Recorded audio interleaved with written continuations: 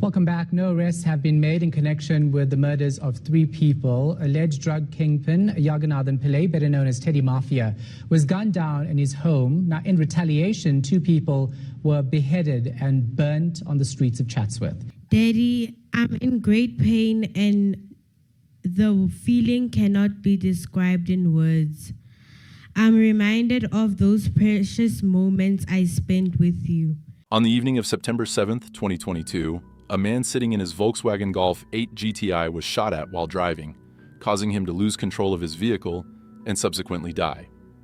While some people thought this was a mere robbery gone wrong, the real answer is that they had just witnessed the death of one of South Africa's most violent heist kingpins.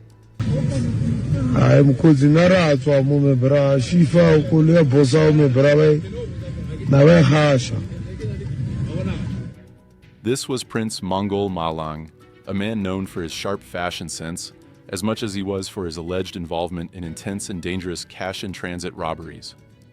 In the years prior to his death, Malang had been involved in a syndicate that specialized in hijacking 4x4 vehicles, smuggling them over the border. That was until his high-speed lifestyle finally caught up to him. Little is known about the early life of Prince Mongol Malang, but what's certain is the legend he carved for himself in Pretoria's criminal underworld. Emerging as a cunning operator, Malang's entry into organized crime was as swift as it was ruthless. His initiation began with car hijackings, targeting luxury SUVs and high-performance sedans. These vehicles, symbols of wealth and status, were stripped for parts or resold in the shadowy lanes of illegal markets. Gauteng police launching a manhunt for more suspects linked to yesterday's cash-in-transit heist in Springs. Police saying a group of heavily armed men ambushed a cash van, disarming security guards and bombing the vehicle in the process. This was no petty crime spree. It was the foundation of an empire. Malang's name quickly became synonymous with precision and ambition, traits that allowed him to rise above the ranks of small-time operators. By the late 2010s, he had become a central figure in Gauteng's cash-in-transit heists, a violent crime wave that left South Africa reeling. Malang and his syndicate did more than just rob their victims. These were full-scale assaults, marked by explosive tactics, military-grade weapons, and deadly shootouts. At the heart of Malang's operations was a well-oiled machine specializing in car hijackings. His syndicate targeted vehicles like Toyota Fortuners and Volkswagen GTIs, coveted for their speed and value on the black market. These crimes unfolded in broad daylight, often in crowded public spaces. Victims were ambushed and held at gunpoint, their vehicles taken in moments that left communities paralyzed with fear. The stolen cars served multiple purposes. Some were dismantled for parts, feeding an underground supply chain that stretched across borders. Others were repurposed for more daring crimes, becoming getaway vehicles in his syndicate's increasingly audacious exploits. But car hijackings were just the start.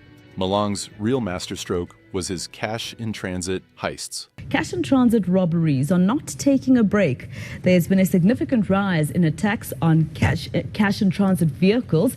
KZN and Gauteng are the provinces most at risk for these heists. These orchestrated heists targeted armored vans transporting enormous sums of cash. And despite the enormous risk, Malang and his gang were more than up to the task. The potential for a massive payday was simply too great. Let's have fun. King, Tony, Ivan, let's have fun. Yeah, let's have fun. Got money. Let's enjoy. Let everyone enjoy. As the gang continued to successfully pull off these heists, posting their winnings on social media for the world to see, they became increasingly polarizing figures. While some viewed them as a threat to public safety, many others were pulled in by their rags-to-riches story. However, this added popularity and time in the limelight didn't come without its fair share of issues. For one, many began calling for authorities to employ better tactics to counter these heists. But now, coming back to the main topic, I think when we speak of cash in transit in South Africa, crime intelligence is supposed to be proactive. Now we come with issues where now we deal with reactive. This led to added protection for the G4S trucks, making it harder for Malang's crew and rival gangs to target them. While many chose to back off until the authorities eased their protective measures, the Prince Mongol saw this as a challenge.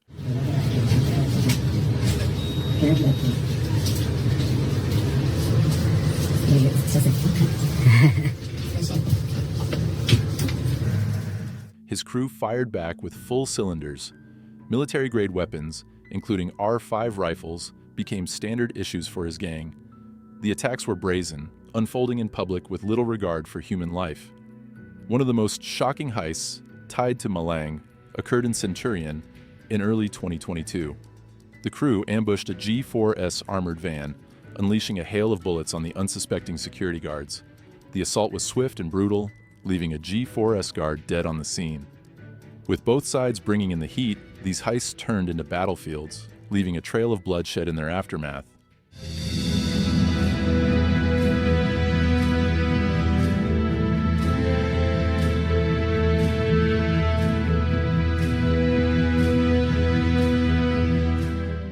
One particularly harrowing scene played out when a cash-in-transit truck was stopped by one such gang. As usual, the crew quickly began stealing the money from the truck while keeping its driver hostage. And once they had gotten everything they needed, they blew the truck up, potentially to leave behind no evidence. These actions made it clear that Prince Mongol was doing all this for more than just money. It was about power and spectacle. Despite his bloody legacy, Malang lived a life of stark contrasts. Publicly, he cultivated an image of flamboyance and success. Luxury cars with custom rims, designer outfits straight off runways, and an Instagram-worthy lifestyle became part of his persona.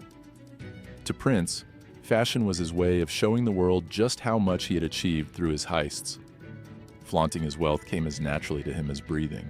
Whether it was pulling up to exclusive venues in custom-fitted luxury cars or sporting outfits that screamed opulence, many would see his social media posts and see it as inspiration to also dive into this dangerous lifestyle.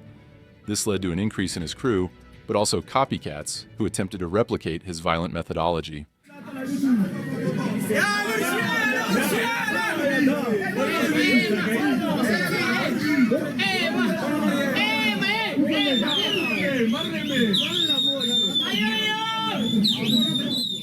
With more and more people following his footsteps, there was no denying the great costs his actions were exacting on the people of Pretoria.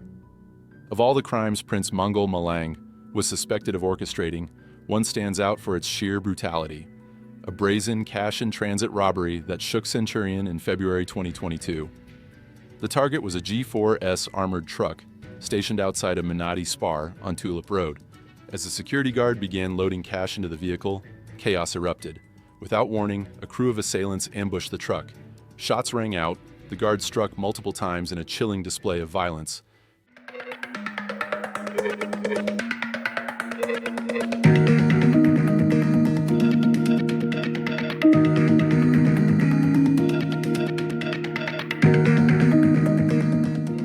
He never stood a chance.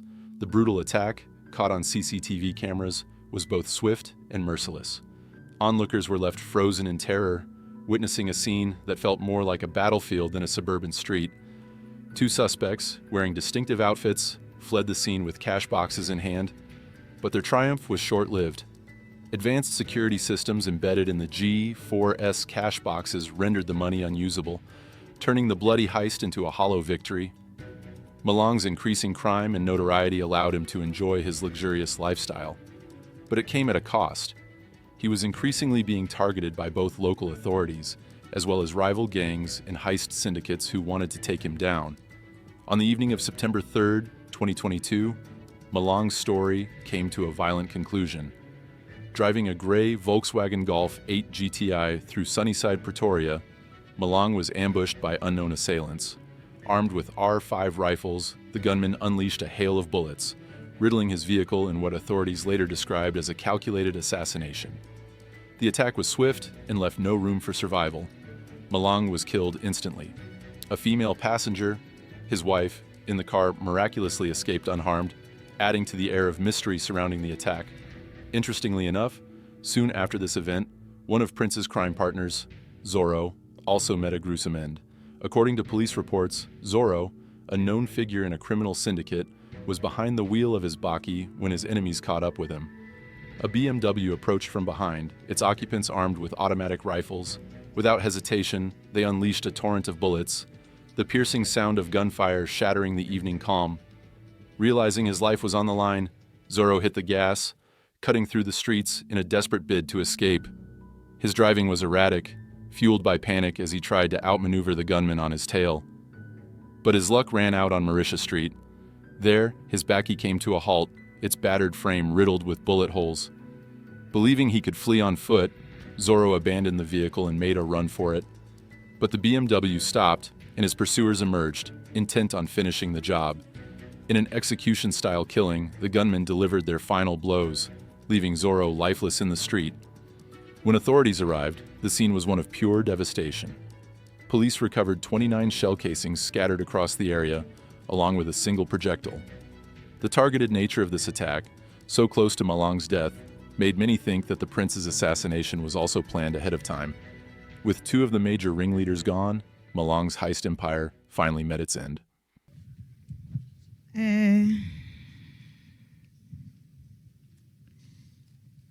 There's a message, those who have a program, because he can't speak.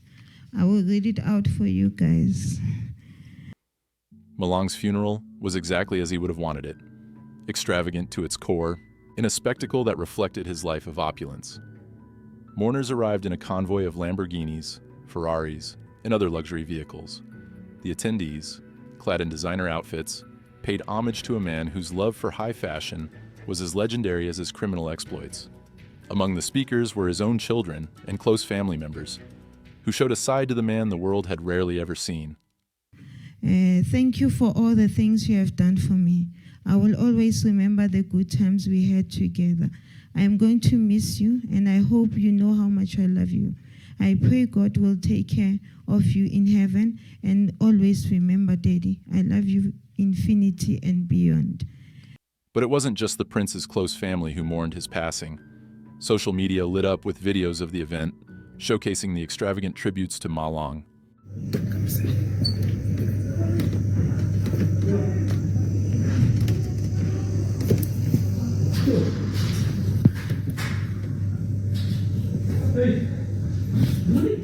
The story of Prince Mongol Malang is a reflection of the larger issues plaguing South Africa. Poverty, corruption, and systemic inequality create fertile ground for figures like Malang to rise.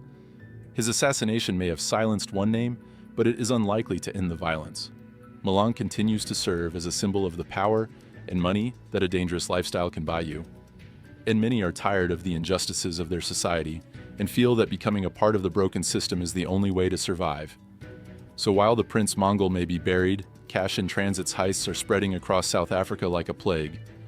Authorities are still working to curb this threat, but with the increase in the number of gangs, it is clearly too much for them to handle. And so, Malang's impact on the lives of the people of Pretoria seemingly continues from beyond the grave. While his opulent lifestyle might have come to an end, it's clear that his influence continues to live on, for better or for worse.